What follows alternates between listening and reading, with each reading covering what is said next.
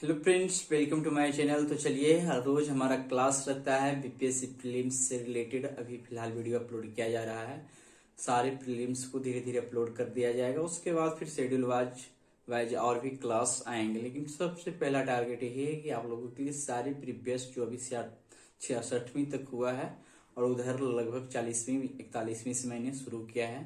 ठीक है, तो आज आपको 45वीं बीपीएससी प्रीलिम्स से हिस्ट्री का क्वेश्चन मिलेगा। इसको देखिए आप। ठीक है, तो चलिए शुरू करते हैं।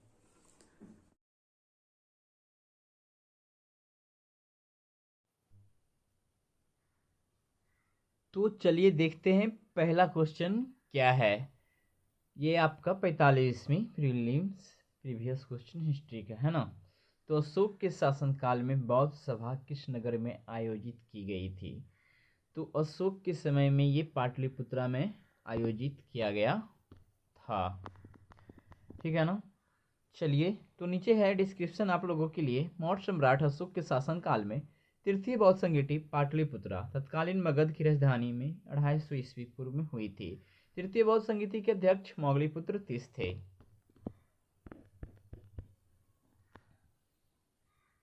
चलिए सेकंड देखते हैं। सुंग वंश के बाद किस वंश ने भारत पर राज किया? कुषाण, गुप्त, सातवाहन, कण्व। तो ध्यान देना है कि इसका आंसर होगा ऑप्शन सी, सातवाहन वंश। सुंग वंश के बाद सातवाहन वंश। सुंग वंश 185 ईस्वी पूर्व से 73 ईस्वी पूर्व के बाद कण्व वंश जो है इसका शासनकाल 73 ईस्वी पूर्व से 28 ईस्वी पूर्व तक रहा, ने शासन किया था। ज्ञातव्य है कि कण्व वंश की स्थापना वासुदेव ने की थी। आइए नेक्स्ट देखते हैं। कुमार संभव महाकाव्य किस कवि ने लिखा? वानवट, चंद्रवरदाई, हरिसेन, कालिदास। तो कुमार संभव महाकाव्य जो है लिखा है ये ऑप्शन डी, कालिदास ने। कुमार संभव महाकाव्य चंद्रगुप्त द्वितीय विक्रमादित्य के दरबारी कवि कालिदास ने लिखी थी। कालिदास को भारत का शेक्सपियर कहा जाता है। आइए नेक्स्ट देखते हैं।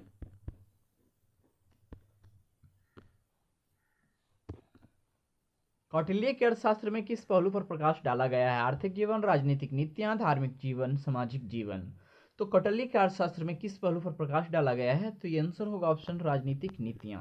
कौटिल्य कृत अर्थशास्त्र मौर्यकालीन महत्वपूर्ण विधिक ग्रंथ है। कौटिल्य को विष्णुगुप्त तथा चाणक्य के नाम से भी जाना जाता है, जो चंद्रगुप्त मौर्य मौर्य साम्राज्य के संस्थापक जो थे गुरु थे। आइए नेक्स्ट देखते हैं। 5वां नंबर क्वेश्चन। महावीर स्वामी की मृत्यु निम्नलिखित में से किस नगर में हुई? रांची, राजगीर, पावापुरी, समस्तीपुर। महावीर स्वामी की मृत्यु 72 वर्ष की आयु में राजगीर के निकट पावापुरी में मलराज सस्तीपाल के महल में 467 ईस्वी पूर्व में हुआ था। ठीक है, तो ये आंसर होगा पावापुरी। ठीक है, आइए नेक्स्ट देखते हैं। गौतम बुद्ध को एक देवता का स्थान किस राजा के युग में प्राप्त हुआ? अशोक, कनिष्क, चंद्रगुप्त द्वितीय, हर्षवर्धन। तो कनिष्क के शासनकाल 78 ईस्वी से 102 ईस्वी पूर्व में गौतम बुद्ध को एक देवता का स्थान प्राप्त हुआ। कनिष्क कुषाण वंश का सबसे प्रतापी राजा था और ये बहुत पूछा जाता है दोस्तों। ठीक है ना, कनिष्क के काल में बुद्ध को भगवान का ओहदा मिला था। आइए नेक्स्ट देखते हैं। तैमूर के आक्रमण के बाद भारत में किस वंश का राज स्थापित हुआ? लोधी वंश, सैयद वंश, तुगलक वंश, खिलजी वंश। तो तैमूर के आक्रमण के बाद भारत में किस वंश का राज स्थापित हुआ था? तो तैमूर के आक्रमण के बाद सैयद वंश का स्थापना हुआ था। ऑप्शन बी है ना। तुर्क आक्रांता तैमूर ने 1398 ईस्वी में नासरुद्दीन मोहम्मद तुगलक वंश का शासक के समय में दिल्ली पर आक्रमण किया गया था। तैमूर दिल्ली को जीतकर खिज्र खां को अपना प्रतिनिधि शासक नियुक्त किया। इस प्रकार सैयद वंश की नींव पड़ी। आइए नेक्स्ट देखते हैं। निम्नलिखित में से किस सुल्तान के दरबार में सबसे अधिक गुलाम थे? बलबन, अलाउद्दीन खिलजी, मोहम्मद बिन तुगलक, फिरोज तुगलक। तो आंसर होगा ऑप्शन डी, फिरोज तुगलक। फिरोज तुगलक 1351 से 1388 के समय में सबसे अधिक गुलाम 1,80,000 थे। फिरोज तुगलक ने दीवाने बंदगान, तो ध्यान देना है, दीवाने बंदगान की स्थापना फिरोज तुगलक ने किया था। ठीक है ना। फिर फिरोज तुगलक ने किया था, दासों के लिए एक नया विभाग खोला था। फिरोज तुगलक, आ जाइए, फिरोज शाह तुगलक। नेक्स्ट देखते हैं। निम्नलिखित में से किस सुल्तान ने बेरोजगारों का रोजगार दिलवाया? यहाँ डी होगा, द होगा। ठीक है, अलाउद्दीन खिलजी, मोहम्मद बिन तुगलक, फिरोज तुगलक, शेरशाह सूरी। तो इसका भी आंसर होगा फिरोज तुगलक। सुल्तान फिरोज तुगलक ने एक रोजगार दफ्तर खुलवाया था जो बेरोजगारों को रोजगार दिलाता था। आइए नेक्स्ट देखते हैं। स्वतंत्र भारत के प्रथम राष्ट्रपति थे? उत्तर प्रदेश से, आंध्र प्रदेश से, बिहार से, तमिलनाडु से? तो आंसर होगा ऑप्शन सी, बिहार से। वो थे स्वतंत्र भारत के प्रथम राष्ट्रपति डॉक्टर राजेंद्र प्रसाद, बिहार के सिवान जिले के थे। आइए नेक्स्ट देखते हैं।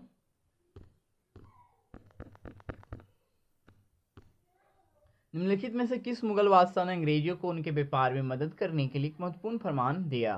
बहादुर शाह प्रथम, प्रखसियर, शाह आलम द्वितीय, बहादुर शाह द्वितीय? ऑप्शन बी आंसर होगा कि निम्नलिखित में किस मुगल बादशाह ने अंग्रेजों को अपने व्यापार में मदद करने के लिए एक महत्वपूर्ण फरमान जारी कर दिया था? तो मुगल बादशाह प्रखसियर ने 1717 ईस्वी में अंग्रेजों को उनके व्यापार में मदद करने के लिए एक शाही फरमान दिया था। आइए नेक्स्ट देखते हैं। 1857 ईस्वी के विद्रोह को किसी उर्दू कवि ने देखा था? मीर तकी, मीर जोश गालिब या इकबाल? तो चलिए दोस्तों, ये मिर्जा गालिब ने देखा था। ठीक है, 1857 के विद्रोह को किसी उर्दू कवि ने देखा तो गालिब ने। यहाँ ऑप्शन सी नहीं लिखा है। 1857 के विद्रोह को प्रसिद्ध उर्दू कवि मिर्जा गालिब ने देखा था। ये आगरा के निवासी थे। आइए नेक्स्ट देखते हैं।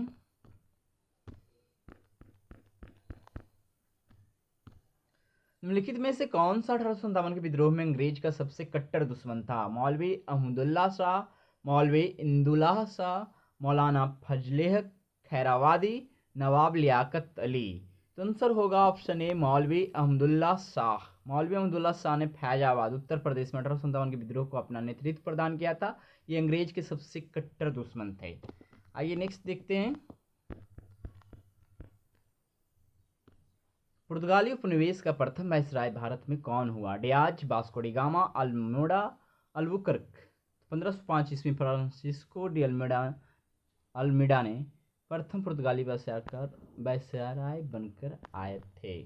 तो ये ऑप्शन सी आंसर हो जाएगा। इसमें आपको 30 क्वेश्चन है दोस्तों। चलिए देख लेते हैं नेक्स्ट। इलाहाबाद की संधि के बाद रॉबर्ट क्लाइव मुर्शिदाबाद का उपदीवान किसे बनाया गया था? मोहम्मद रजा खां, सिताब राय दुर्लभ, सैयद गुलाम हुसैन?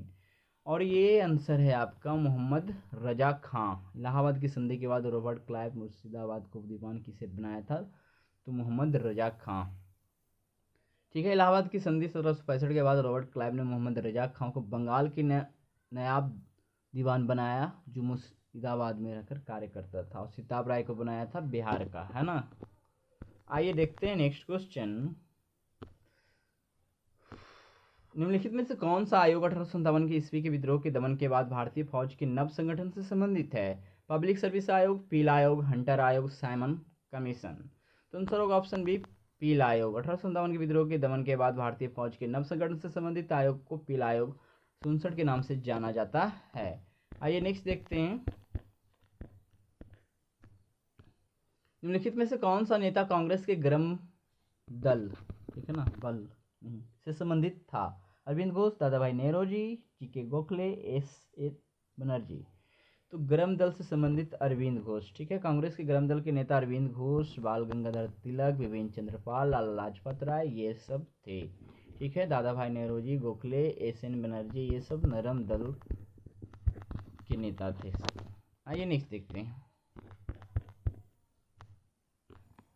कुका आंदोलन को किसने संगठित किया? गुरु रामदास, गुरु नानक, गुरु रामसिंह, गुरु गोविंद सिंह?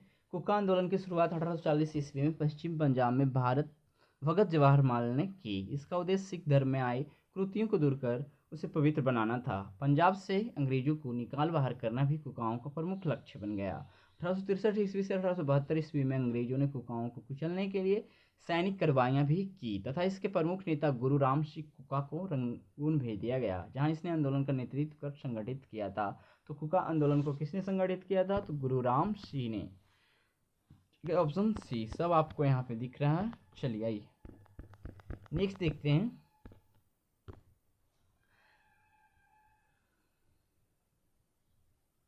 भारत संघ के संस्थापक कौन?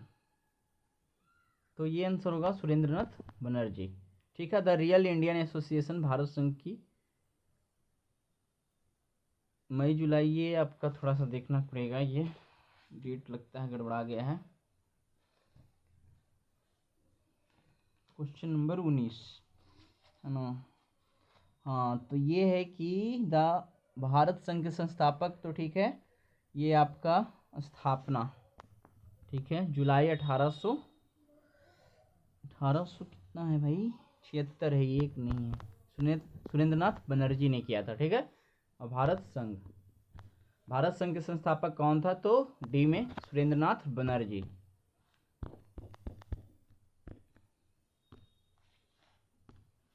भारतीय राष्ट्रीय कांग्रेस के दूसरे अधिवेशन की अध्यक्षता किसने की थी, गणेश अगरकर, सुरेंद्रनाथ बनर्जी, दादा भाई नौरोजी, फिरोज शाह मेहता।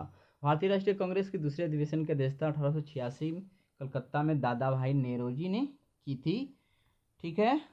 तो ये आंसर आपका ऑप्शन सी है, दादा भाई नेरोजी।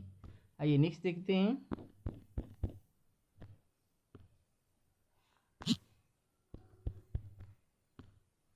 बंगाल का विभाजन हुआ था 15 अगस्त 1905 में, ठीक है। फिर 15 सितंबर है ये, ठीक है, 1905 में, 16 अक्टूबर 1905 में, 15 नवंबर 1905 में। तो बंगाल का विभाजन 16 अक्टूबर 1905 में हुआ था। और एक डेट पूछा जाता है दोस्तों।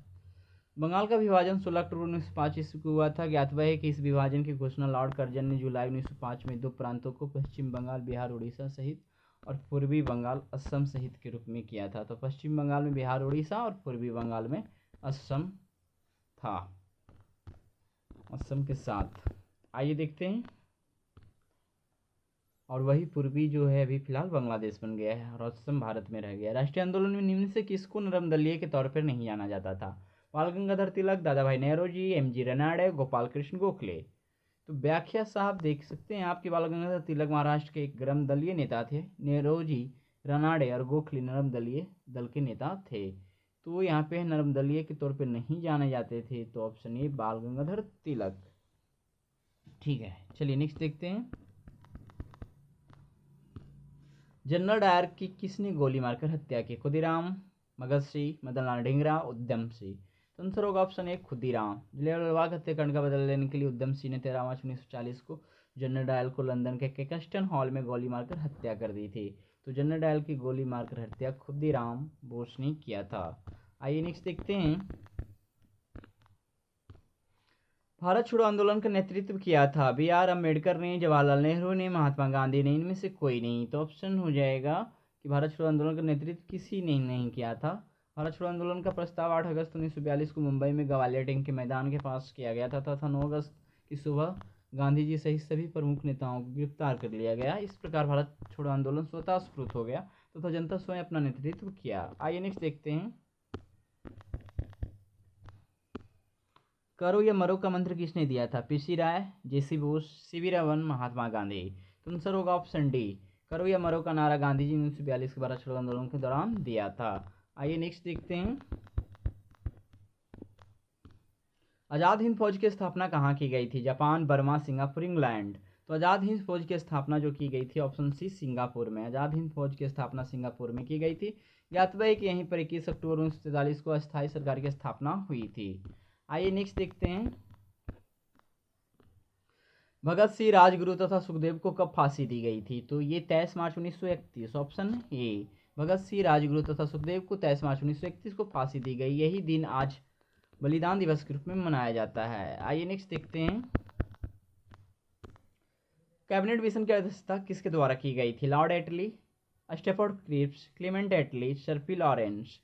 तो ये आंसर होगा option B, Stafford Cripps. Cabinet mission 24 March 1946 ईस्वी को दिल्ली आया। इसके अध्यक्ष भारत मंत्री लॉर्ड पैथिंग लॉरेंस थे तथा अन्य दो सदस्यों में स्टोफर्ड क्रिप्स तथा एबी अलेक्जेंडर थे। आइए नेक्स्ट देखते हैं।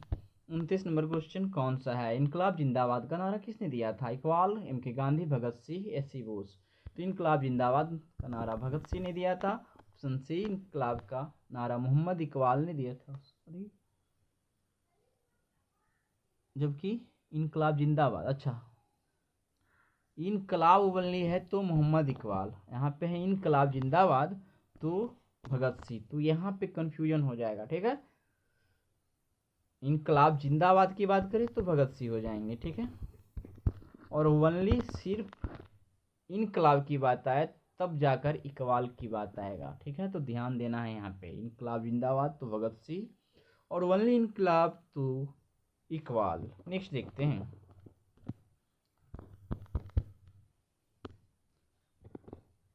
कुंवर सिंह ने 1857 के ईस्वी के विद्रोह का नेतृत्व किस प्रांत से किया था, पंजाब, बंगाल, पंजाब, चलिए, डबल ऑप्शन से कोई मतलब नहीं है ये।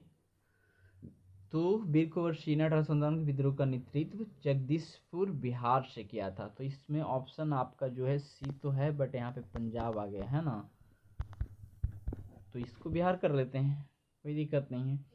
और ये क्वेश्चन हमेशा पूछा जाता है, इजी क्वेश्चन है। तो आज का हो गया 45वां का हिस्ट्री पूरा हुआ ना। तो चलिए अब मिलते हैं अगले वीडियो में अगले दिन। आज भर के लिए इतना ही। इसी प्रकार से हमारे चैनल पर बने रहें, चैनल को सब्सक्राइब जरूर कर लें। वीडियो अच्छा लग रहा हो तो धन्यवाद।